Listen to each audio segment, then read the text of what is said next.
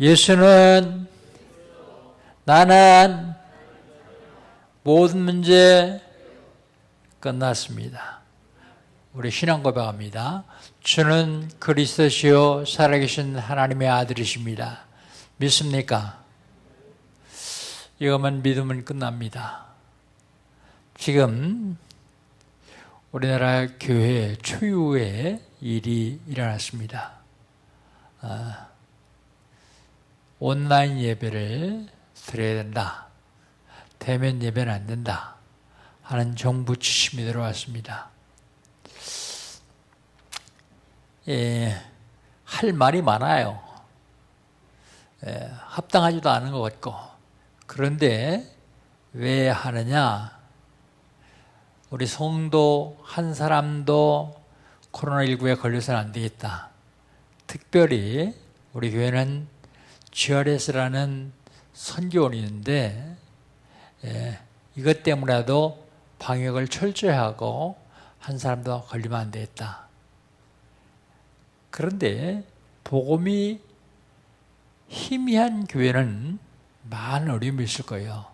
근데 우리 교회 같은 경우 우리 단체에는 별 어려움이 없이 진행될 것이다. 지난주에 WR을 끝냈습니다. 근데 추정으로 한 6만 명 이상이 같이 들은 것입니다. 약 한 3만 뷰 이상이 접속된 거 보면 그렇게 되는 것 같아요. 그렇다고 하면 별 문제가 안 될 것이다. 대신 언약을 놓치지 않으면 어디 있든지 상관이 있겠냐 그런 생각에서 우리 교회도 고심하다가 결정했습니다. 따르자. 지난주 영적 싸움이 육신으로 나타난다는데 육신 싸움 할 게 아니라 영적 싸움 하자. 오히려 이런 길을 타서 더 기도하자. 억울한 일이 있으면 더 기도하게 되니까요. 오늘 하나님 주시는 언약 놓치지 않고 언약 잡고 승리하는 한 주간 되시기를 주의 이름으로 축복합니다. 하나님 우리에게 시간 말씀을 주십니다. 근데 그 말씀을 언약으로 잡는 사람들 통해서 말씀을 이루어 가십니다. 2020년 하나님 우리에게 주신 언약은요. 3시대를 누리자.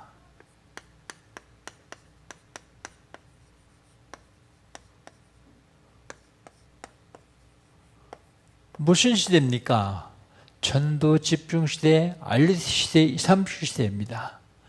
전도 집중 시대 어떻게 누립니까? 전도 집중 시대는요. 내 주변에 불신자 명단 적어놓고 기도 시작하는 것을 누리는 것입니다. 알리티 시대는요.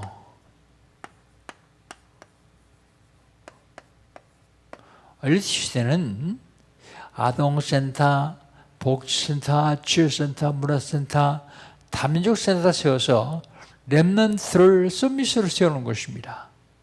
하나님이 우리 교회에 알리티 주실 것입니다.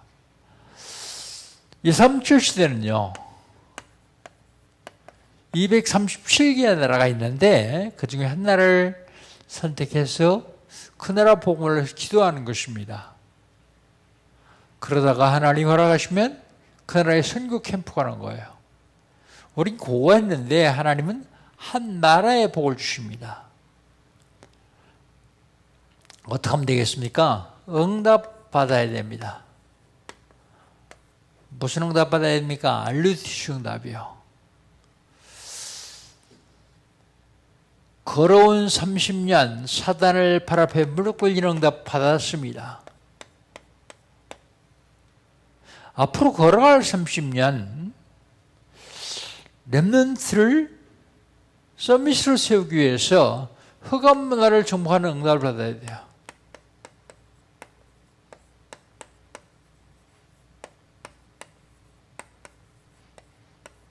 흑암 문화 정복하는 응답. 8월달 하나님께서 우리에게 주는 언약은 뭡니까? 절대응답이요. 왜 절대응답 받아야 되죠? 절대응답 받아야 세계복음화예요. 절대응답 받으려면 어떻게 하면 됩니까? 절대 언약을 잡아야 돼요. 절대 언약을 잡으면 미션이 보입니다. 미션. 절대 언약을 잡으면 내가 무엇을 해야 될까 하는 미션이 보여요. 미션을 본 사람들을 가르쳐서 영적 서밋 그렇게 얘기합니다. 절대 언약을 잡았으면 절대 여정을 가야 돼요. 절대 여정을 가는 데는 인턴십이 필요합니다.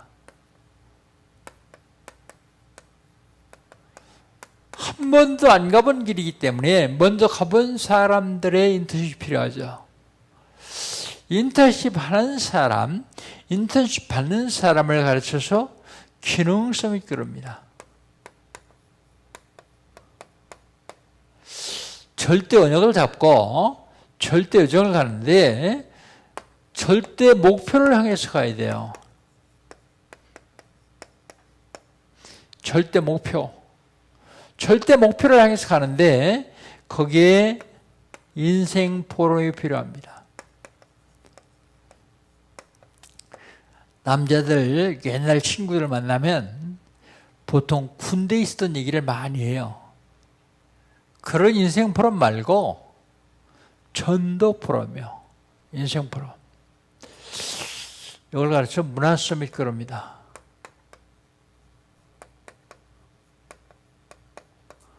문화 서밋. 3 서밋 되면 로마를 정복해요. 3 서밋 되면 세계를 정복합니다.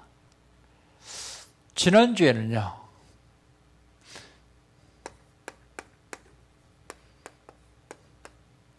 영적 싸움.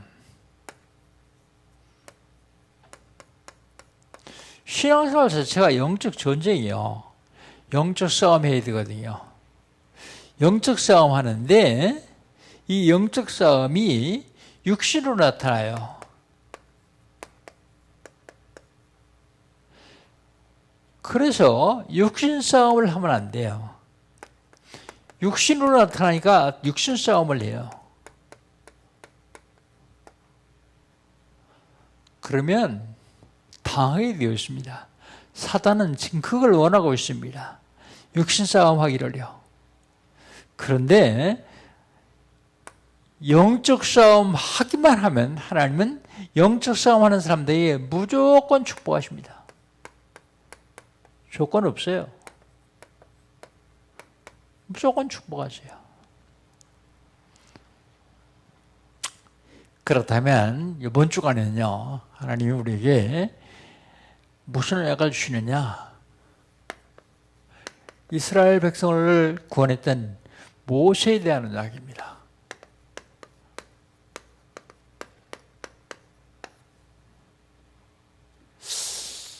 모세의 출생 배경부터 봐야 돼요.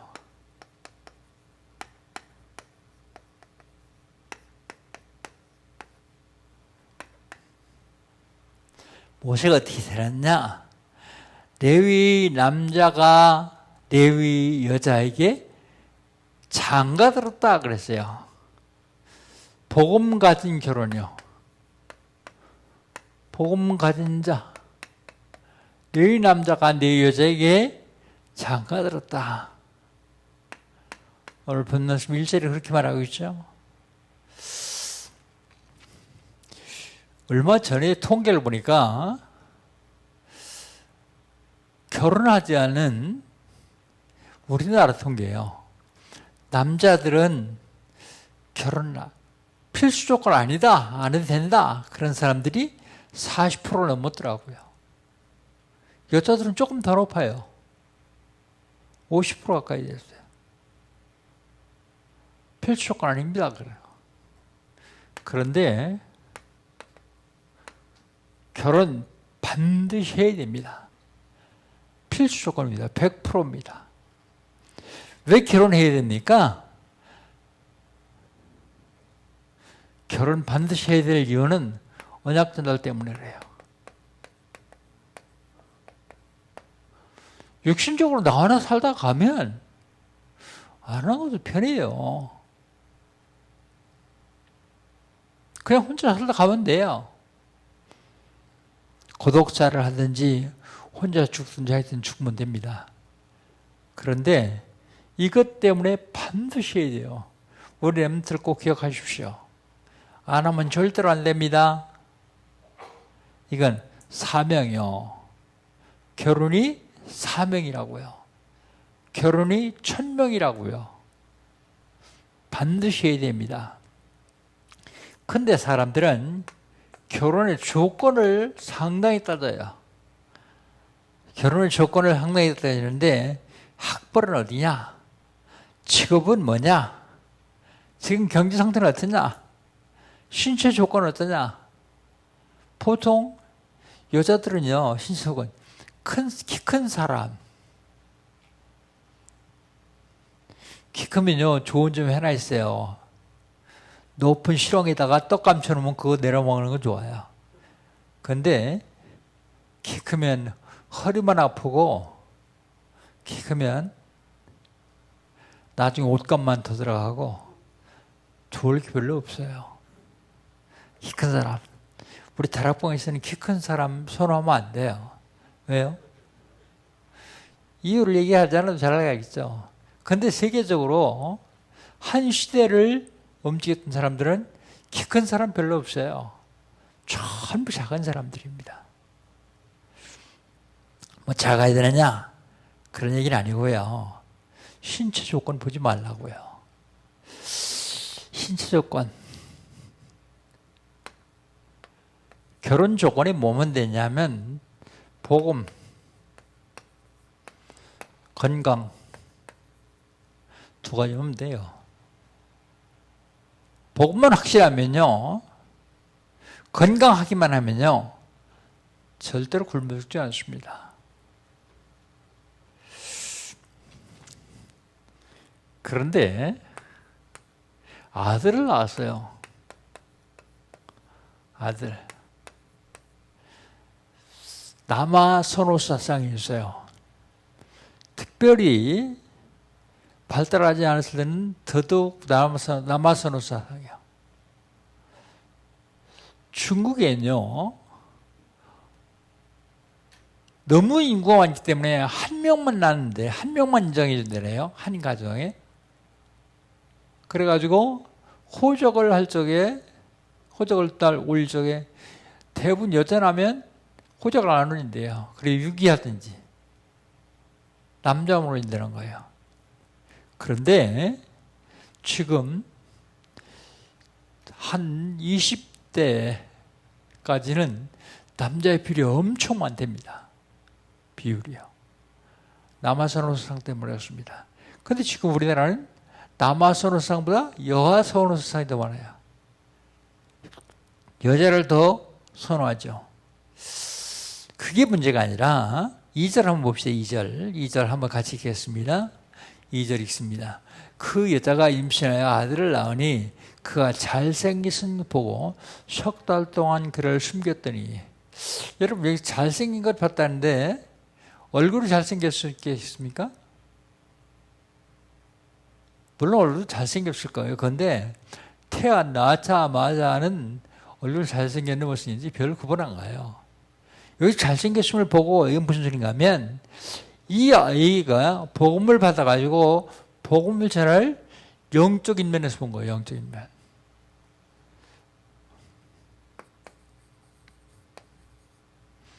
영적인 면을 본 겁니다. 왕명을 어기고 석 달 동안 숨겼다 그랬는데 생명걸 가치를 보았어요. 이 아이를 숨겼다가 나중에 들켜가지고 왕명을 얻기 때문에 사형당해도 괜찮을 만큼 생명걸 가치를 봤습니다. 우리는 사실 다른 걸 많이 보죠. 외부적인 거, 육신적인 거. 그런데 하나님은 영적인 것을 제대로 보고 영적인 것을 제대로 누리는 사람들을 하나님은 사용하셨습니다.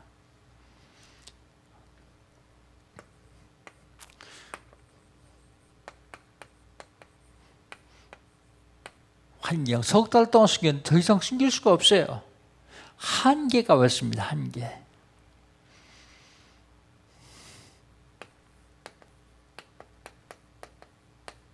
그래 어떡합니까? 갈대 상자를 가져다가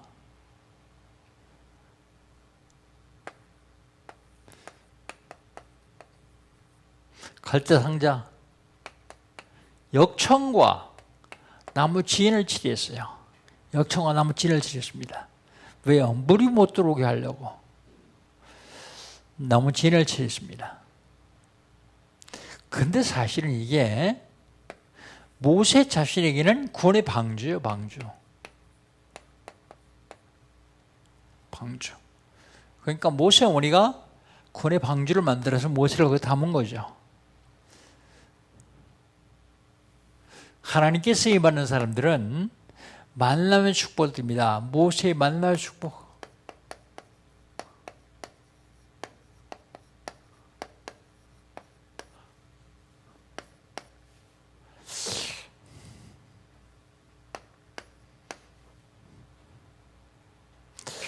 만남의 축복을 누리는 사람들은 인도를 받았죠.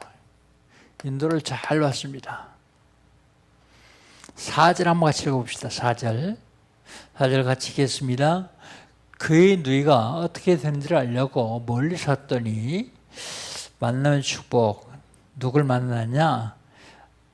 바로의 공주를 만나는 만남의 축복입니다. 성령 인도를 받으려면 성령 기다림이 중요해요. 기다림.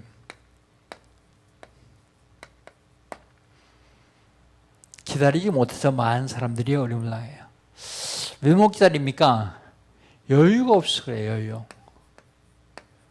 여유가 없으니까 초조하죠. 조급하죠. 이 기다림은 신분, 권세, 배경을 누릴 수 있는 좋은 기회예요. 기다림.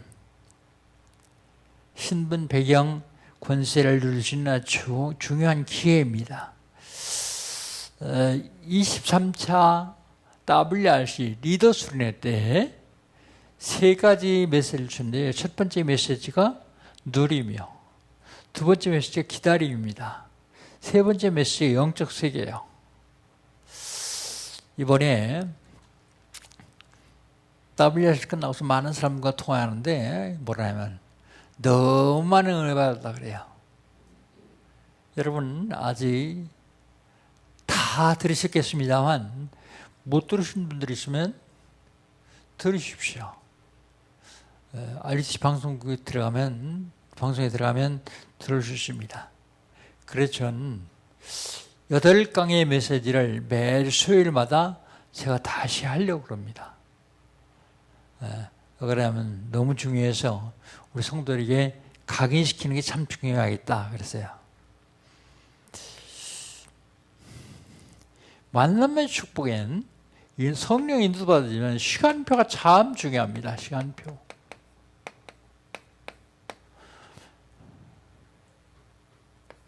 우리 5절 한번 같이 읽어볼까요? 5절. 바로의 딸이 목욕하러 나일강으로 내려오고 시녀들은 나일강가를 거닐 때에 그가 갈대사의 상제를 보고 시녀를 보내어 가져다가 그랬습니다. 가져다가.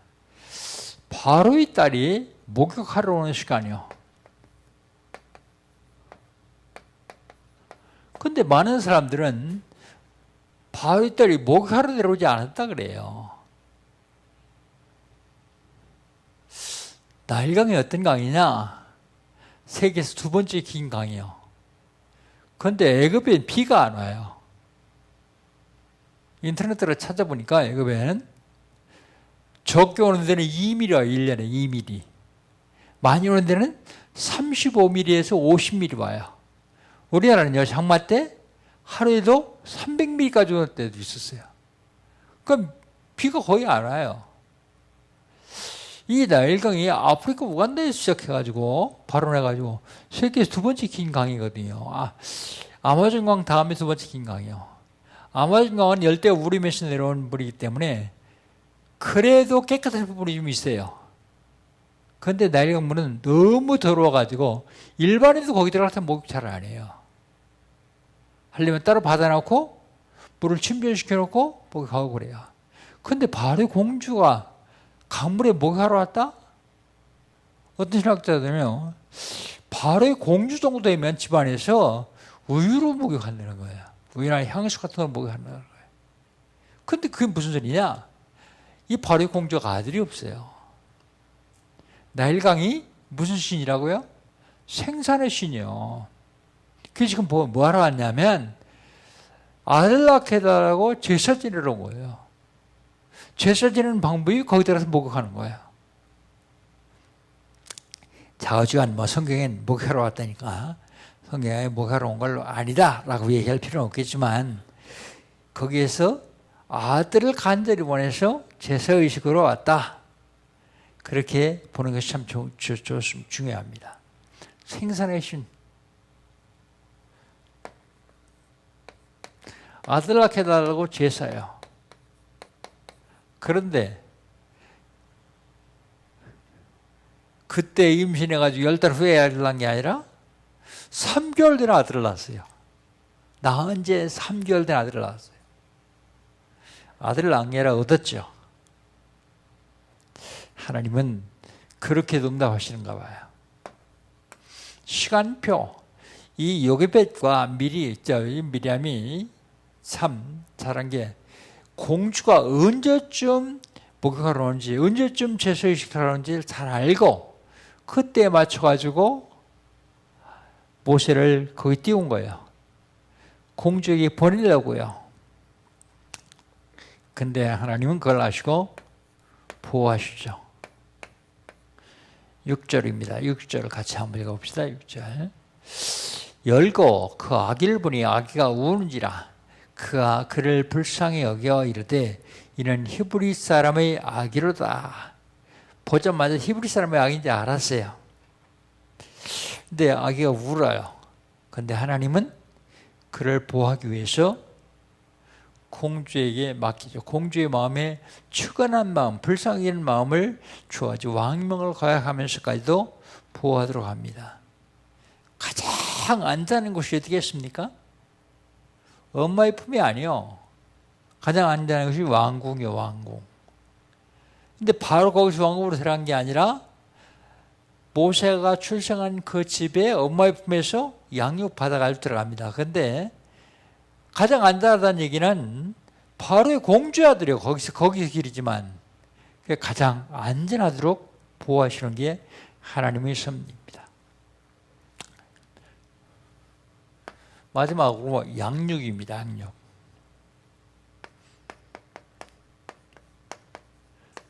어떻게 이룰 것이냐?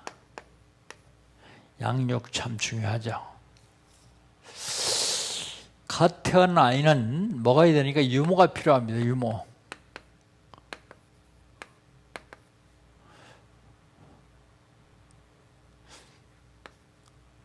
바로 공주가 그 아이를 보고 척연히 여기는 것을 보면서 미리암이 달려갑니다. 가서 뭐라고 합니까? 7절. 공주를 위하여 유물을 불러오겠다 얘기해요. 그것도 누구 중에요? 히브리 여인 중에서. 히브리인의 아이인 줄 알면서요. 그래서 그 아이를 젊게 해도 되겠습니까? 라고 물어봅니다. 유물을 불러다가.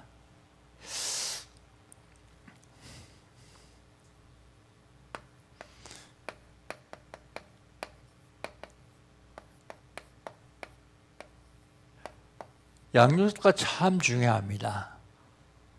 왜? 양육자를 보고서 배우기 때문이에요. 그래서 성도들도 초신자를 양육하는 사람이 누구냐에 따라서 그 초신자가 따라가요. 예배 잘 드린 사람이면 예배 잘 드린 걸 양육하죠. 말씀으로 제대로 양육하기도 하고요. 그런데 이 모세는 유모가 아닌 생모에게서 양육을 받습니다. 생모. 유모는요, 절멸 먹이지만 생모는 사랑까지 먹여요. 사랑까지. 생모에게 양육을 받습니다. 그냥 받는 것이 아니라, 그냥 양육하는 게 아니라 돈까지 받아요. 자기 아들 키우면서 돈까지 받아요. 삭세를 주겠다, 공주가 얘기해요. 근데 여기서 중요한 건요, 육신만 키워주는 것이 아니라 복음 양육이 중요해요. 복음 양육.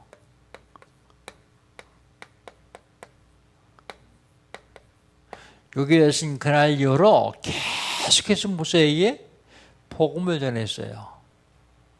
창세기, 출애굽기, 레위기, 민수기, 신명기를 쓸 만큼의 복음을 전했는데 특별히 창세기는 미디안 왕에서 쓴 것이 확실해요. 출애굽기는 출애굽하면서부터 썼다 그러지만, 그런데 창세기를 다 전달했어요.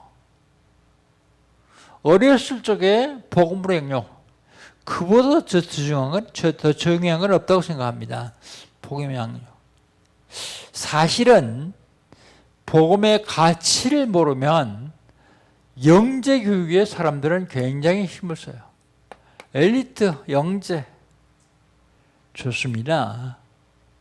그런데 복음이 기초되지 않은 영재는 오히려 더 해를 끼칩니다.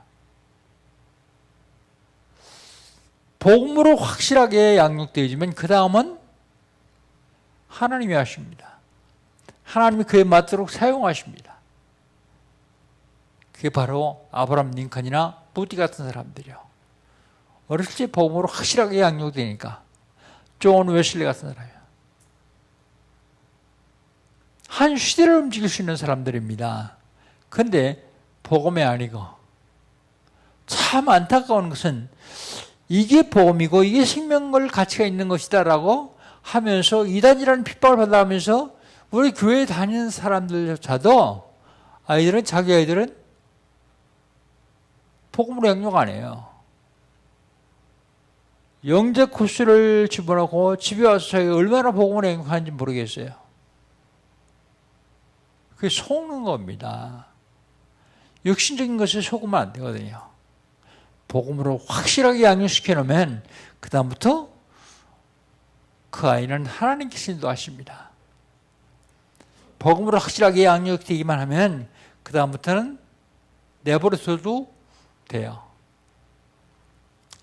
우리 교회에서 GRS를 하는데 지금 기도 제목은 복음초등학교입니다. 복음초등학교.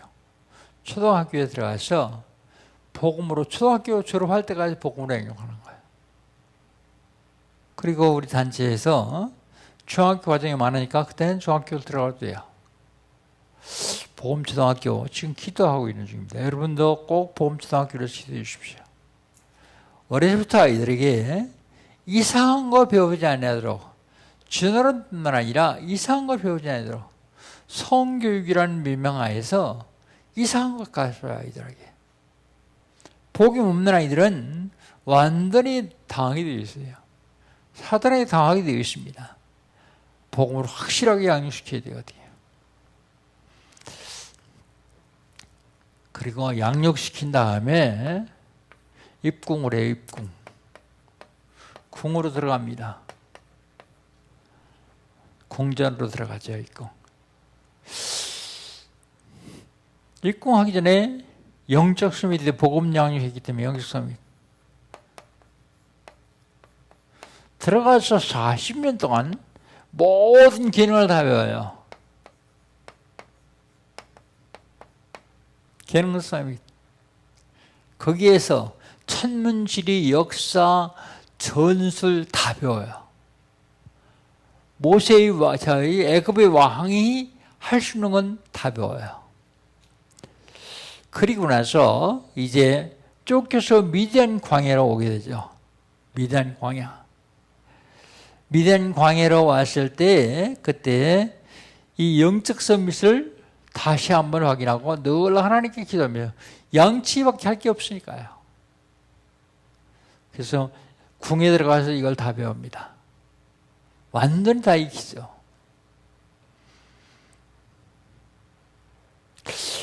그 이름이 뭐라고요? 이름이 모세요. 왜 모세입니까? 물에서 건졌다 해서 모세요. 그런데 이 사람은 물에서 건졌다 해서 모세인데 이스라엘 백성들을 노예에서 건졌다. 사실은 물에서 건졌을 때 지은 이름인데 성취는 그로부터 80년 후에 성취돼요. 언약이 80년 후에 성취하는 것입니다. 모세, 하나님이 여러분을 부르셨습니다. 그렇다면 우리는 무슨 결과를 내야 되냐? 내가 예수를 믿은 것이 아니라 하나님이 나를 지명하여서 불렀어요. 왜 지명해서 불렀습니까? 이거 주시려고요. 1000명 세계봉화죠. 1000명을 받은 사람은 만남의 축복을 드리며 인도받고 보호받습니다. 하나님께서 쓰시려고 그렇게 준비하신 것입니다. 이 1000명을 받은 사람을 하나님은 부르세요. 소명. 왜 부르십니까? 이 일을 맡기려고요. 무슨 일을 맡겼어요? 세계봉화.